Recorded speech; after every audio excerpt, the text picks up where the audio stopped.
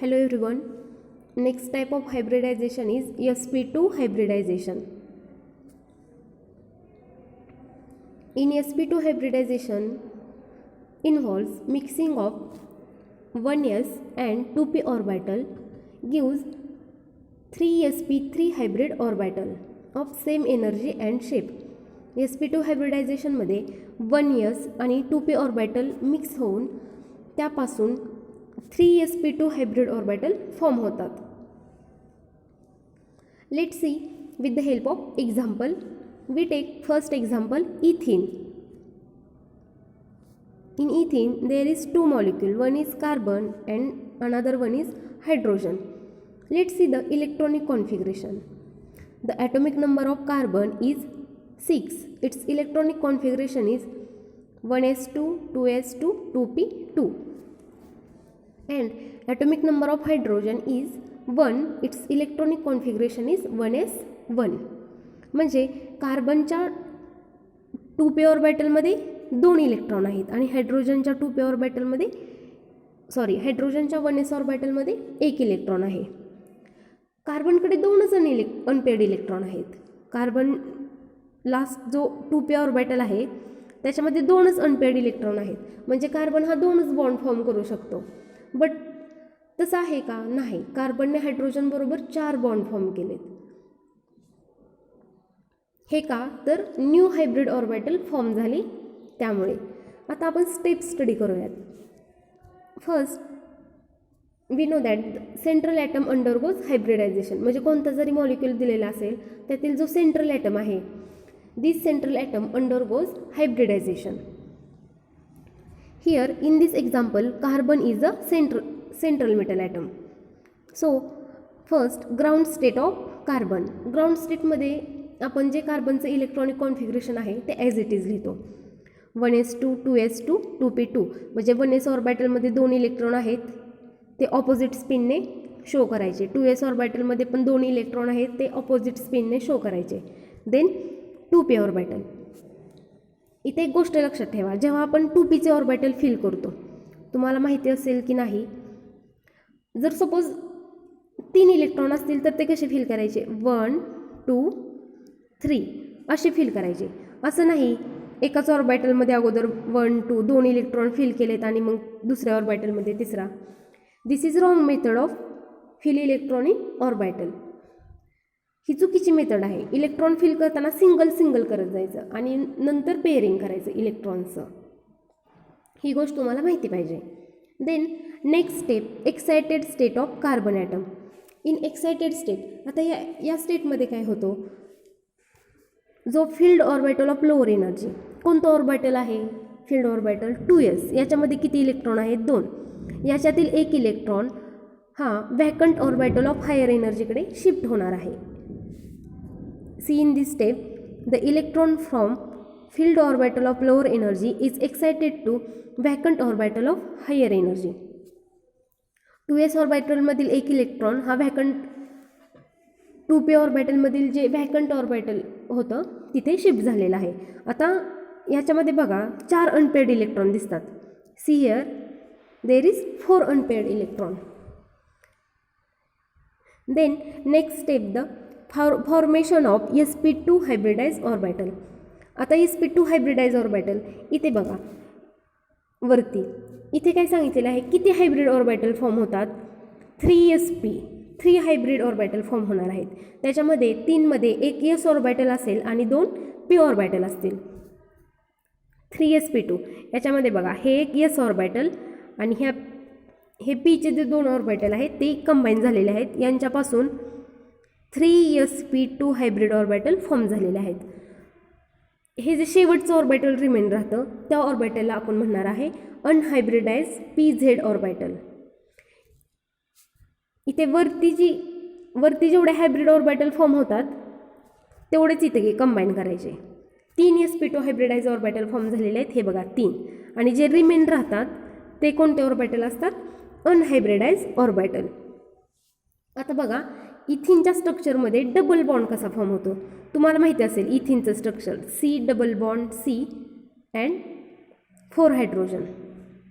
आता हा double bond कसा फॉर्म झालेला आहे We know that the first bond is sigma and second bond is the pi bond. Let's see with the help of orbital diagram. In orbital diagram,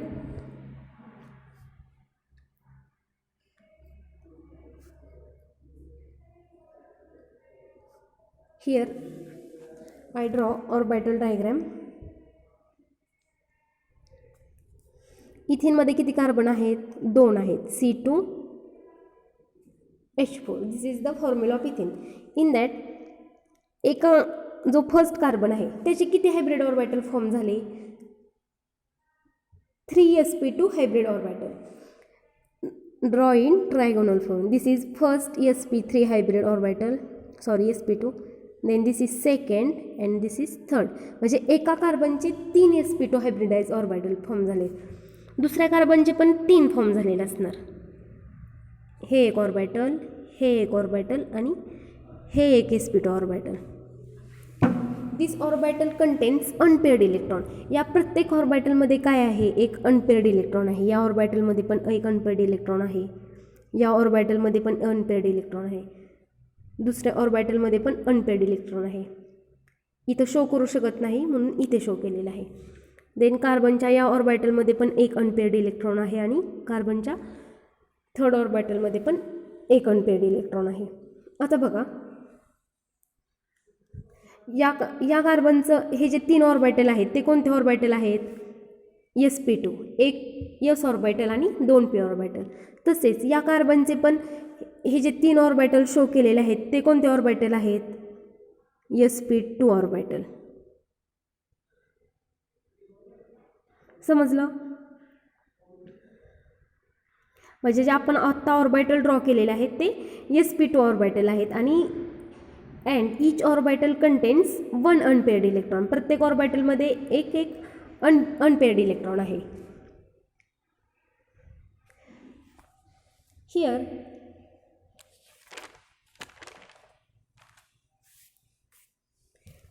see here this is first carbon. This carbon, या कार्बनचं जे sp2 orbital आहे, this orbital overlap axially to another carbon of sp2 orbital. म्हणजे या कार्बनचं जे sp2 orbital आहे ते दुसऱ्या कार्बनच्या sp2 orbital बरोबर ॲक्सियली ओव्हरलॅप होते. आणि आपल्याला माहिती आहे जेव्हा orbital axis through head overlap होतात तेव्हा कोणता बॉन्ड फॉर्म होतो? सिग्मा बॉन्ड फॉर्म होतो. We know that. मग आता या ऑर्बिटलमध्ये या कार्बनच्या ऑर्बिटलमध्ये एक अनपेअर्ड इलेक्ट्रॉन होता. या कार्बनच्या ऑर्बिटलमध्ये पण एक अनपेअर्ड इलेक्ट्रॉन होता. 2 अनपेअर्ड इलेक्ट्रॉन कंबाईन होऊन त्यांच्यापासून कोणता बॉन्ड फॉर्म झाला? Sigma bond. आणि हायड्रोजनचा ॲटॉमिक नंबर किती आहे? 1. त्याचं इलेक्ट्रॉनिक कॉन्फिगरेशन 1s1.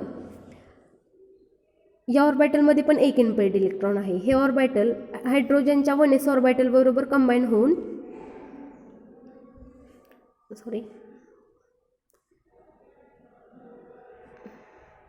या ऑर्बिटलमध्ये एक अनपेअर्ड इलेक्ट्रॉन आहे. हे ऑर्बिटल कोणाबरोबर कंबाईन होणार आहे? हायड्रोजनच्या. त्याच्यामध्ये पण एक अनपेअर्ड इलेक्ट्रॉन आहे. असा कार्बन आणि हायड्रोजनचा बॉन्ड फॉर्म होतो. असे इथे एक ऑर्बिटल आहे, या दोन्ही ऑर्बिटलचा एक बॉन्ड फॉर्म झालेला आहे. इथे एक ऑर्बिटल, इथे एक ऑर्बिटल. हे स्ट्रक्चर समजलं असेल तुम्हाला. इथपर्यंत स्ट्रक्चर समजलं. CH2CH2 CH2H4 सिंगल बॉन्डपर्यंत समजलं. पण अजून डबल बॉन्ड कसा फॉर्म झाला ते बघा. जे अनहायब्रिडाइज PZ ऑर्बिटल आहे, हे अनहायब्रिडाइज PZ ऑर्बिटल, दिस PZ ऑर्बिटल ओव्हरलॅप्स लॅटरली. आता हे जे PZ ऑर्बिटल आहे ते कसं लॅटरली ओव्हरलॅप होतं.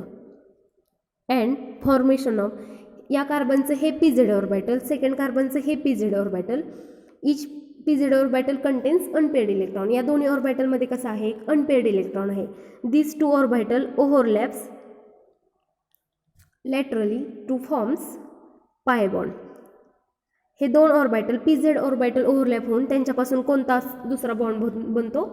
Pi bond. म्हणजे फर्स्ट बॉन्ड कोणता फॉर्म झाला? कार्बनमधील sp2 ऑर्बिटल ओव्हरलॅप होऊन सिग्मा बॉन्ड, तो झाला फर्स्ट बॉन्ड. आणि PZ ऑर्बिटल ओव्हरलॅप होऊन जो बॉन्ड फॉर्म झाला तो पाय बॉन्ड. म्हणजे कार्बनमध्ये 2 अनपेअर्ड इलेक्ट्रॉन असतील तरी त्याने हायड्रोजन बरोबर ती 4 बॉन्ड फॉर्म केले. This is because formation of new hybrid orbital. And structure of the structure of ethene is trigonal planar. See here, the structure of ethene is trigonal planar with bond angle is 120 degree. Bond angle कसा आहे प्रत्येक कार्बनच्या ऑर्बिटलमध्ये 120 degree. This is first example. Then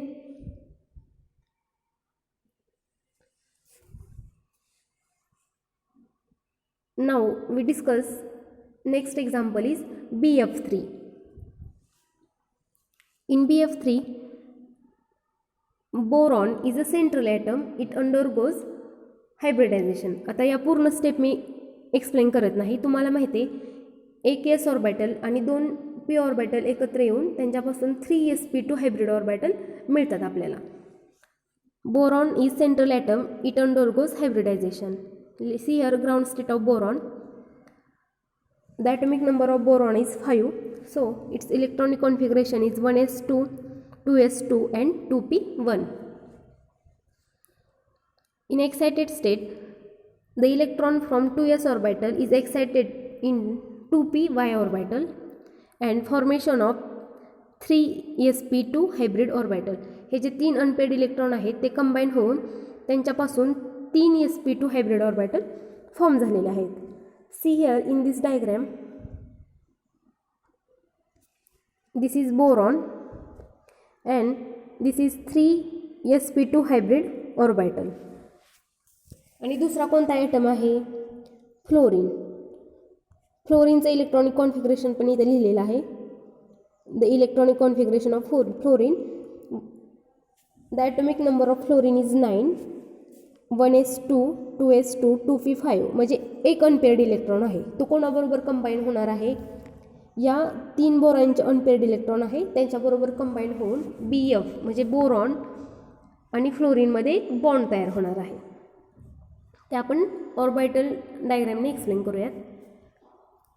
see here, boron have 3sp2 hybrid orbital. 3 orbital आहे तिथे draw केले. प्रत्येक ऑर्बिटलमध्ये एक अनपेअर्ड इलेक्ट्रॉन आहे. This orbital overlap with p orbital of fluorine. हे बोरॉनचं sp2 ऑर्बिटल फ्लोरीनच्या फ्लोरीनच्या 2p ऑर्बिटल बरोबर ओव्हरलॅप होऊन बोरॉन आणि फ्लोरीनमध्ये बॉन्ड तयार होतो. सगळे तसेच आहेत इथे पण. या ऑर्बिटलमध्ये पण the sp2 hybrid orbital of boron overlaps to p orbital of fluorine and formation of sigma bond. Here the sp2 hybrid orbital of boron overlap with p orbital of fluorine and formation of sigma bond. म्हणजे दोन्ही orbital हे head overlap होत असतील तर कोणता bond form होतो? Sigma bond. आता याच्यामध्ये किती सिग्मा बॉन्ड फॉर्म झाले? 1, 2 and 3. आणि ऑर्बिटल कोणते ओव्हरलॅप झाले? बोरॉनचं कोणतं ऑर्बिटल आहे? sp2. आणि फ्लोरीनचं कोणत्या ऑर्बिटलमध्ये अनपेअर्ड इलेक्ट्रॉन आहे? p ऑर्बिटलमध्ये. sp2 p orbital. See here, sp2 p orbital overlap and formation of sigma bond takes place. The shape of BF3 is trigonal planar with bond angle 120 degree. This is all about sp2 hybridization. एवढंच आहे की 3 sp2 hybrid orbital form होतात. जर एक अनहायब्रिडाइज orbital form शिल्लक राहत असेल तर त्यांच्यापासून पाय बॉन्ड फॉर्म होतो. जर 3 sp2 हायब्रिड ऑर्बिटल फॉर्म झाले तर 3 सिग्मा बॉन्ड फॉर्म होतात. This is all about sp2 hybridisation.